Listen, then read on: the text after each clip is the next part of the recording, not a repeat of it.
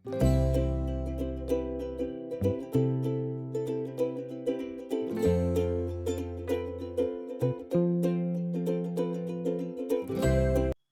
To Diya recipes. இன்றைக்கி நம்ம சேனலில் என்னோடய ஸ்டைலில் தக்காளி சட்னி எப்படி செய்கிறதுன்னு பார்க்கலாம். செய்கிறது ரொம்ப ஈஸி, ஆனால் டேஸ்ட்டு அல்டிமேட்டாக இருக்கும். நம்ம சேனலை இப்போ தான் பார்க்குறீங்கன்னா சப்ஸ்கிரைப் பண்ணிவிட்டு வீடியோவை ஃபுல்லாக பாருங்கள். வாங்க எப்படி செய்கிறதுன்னு பார்க்கலாம். இப்போ ஒரு பேனில் கொஞ்சமாக எண்ணெய் ஊற்றிட்டு அரை ஸ்பூன் போல் உளுத்தம்பருப்பு சேர்த்துக்கோங்க. கூடவே அரை ஸ்பூன் போல் கடலைப்பருப்பும் சேர்த்து நல்லா ஃப்ரை பண்ணிக்கோங்க. இப்போ இதில் உங்கள் காரத்துக்கு ஏற்ற மாதிரி காஞ்ச மிளகாவை சேர்த்துக்கோங்க. இப்போ நல்லா வறுத்ததுக்கப்புறமா ஒரு பிளேட்டில் மாற்றிக்கலாம், இல்லாட்டி பருப்பு எல்லாம் ரொம்ப கருகிரும். இப்போ அதே பேனில் அரை கப் அளவுக்கு சின்ன வெங்காயம் சேர்த்துக்கோங்க. இந்த சட்னிக்கு கண்டிப்பாக சின்ன வெங்காயம் சேர்த்து செஞ்சு பாருங்கள், டேஸ்ட்டு ரொம்பவே சூப்பராக இருக்கும். சின்ன வெங்காயம் இல்லாட்டி மட்டும் பெரிய வெங்காயம் சேர்த்துக்கோங்க. இப்போ இந்த அளவுக்கு சின்ன வெங்காயம் நல்லா கலர் சேஞ்ச் ஆகிற மாதிரி நல்லா வதக்கிக்கோங்க. இப்போ இது கூட 4 பல் பூண்டு சேர்த்துக்கோங்க. கூடவே கொஞ்சமாக தேங்காய் சேர்த்துக்கோங்க. தேங்காய் சேர்க்கும்போது தக்காளி சட்னிக்கு கூடுதலான ஒரு டேஸ்ட் கிடைக்கும். தேங்காய் அதிகமாக சேர்த்துட்டாலும் தக்காளி சட்னியோட டேஸ்ட்டு மாறிடும். கம்மியாக மட்டும் சேர்த்துட்டு நல்லா வதக்கிக்கோங்க.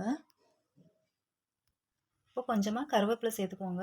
கருவேப்பிலையோட ஃப்ளேவர் இந்த சட்னிக்கு ரொம்பவே நல்லாயிருக்கும். இப்போ இதையும் பிளேட்டுக்கு மாற்றி வச்சுக்கலாம். இப்போ அதே பேனில் கொஞ்சமாக எண்ணெய் சேர்த்துக்கோங்க. ஒரு கப் அளவுக்கு நல்லா பழுத்த தக்காளியாக சேர்த்துக்கோங்க. இப்போ தான் சட்னியோட கலரும் டேஸ்ட்டும் சூப்பராக இருக்கும். இப்போ தக்காளி வதங்குறதுக்கு இந்த சட்னிக்கு தேவையான உப்பு சேர்த்துக்கோங்க.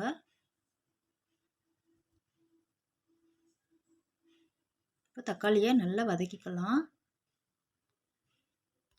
இப்போ தக்காளி நல்லா மசிஞ்சு இந்த அளவுக்கு நல்லா வதங்கி வரணும்.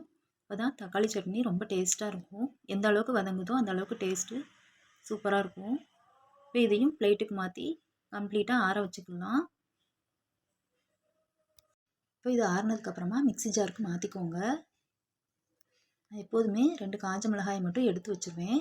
காரம் எப்படி இருக்குன்னு செக் பண்ணிவிட்டு அதுக்கப்புறமா ஆட் பண்ணிப்பேன். ஏன்னா ரொம்ப காரமாக இருந்துச்சுன்னா சாப்பிட முடியாது. இப்போ இது எல்லாத்தையும் அரைச்சிக்கலாம். இப்போ நான் கொஞ்சம் காரம் கம்மியாக இருந்ததுனால ஒன்று ஆட் பண்ணிக்கிட்டேன். இது கூட கொஞ்சமாக தண்ணி சேர்த்துட்டு இந்த மாதிரி அரைச்சிக்கோங்க. ரொம்ப மையாக அரைச்சிடாதீங்க. இப்போ இதை பவுலுக்கு மாற்றிக்கலாம். இது கூட கொஞ்சமாக மட்டும் தண்ணி சேர்த்துக்கோங்க. மிக்ஸி ஜார் அலசி. தண்ணி அதிகமாக சேர்த்துட்டிங்கன்னா டேஸ்ட்டு மாறிடும். இப்போ நல்லா மிக்ஸ் பண்ணிக்கோங்க. ஒரு கடாயில் கொஞ்சமாக எண்ணெய் சேர்த்துட்டு கடுகு சேர்த்துக்கோங்க. கொஞ்சமாக கருவேப்பிலை, ஒரு 1/4 ஸ்பூன் போல் காயப்பொடி சேர்த்து ஃப்ரை பண்ணிக்கோங்க. இப்போ இதை சட்னி கூட சேர்த்துக்கலாம்.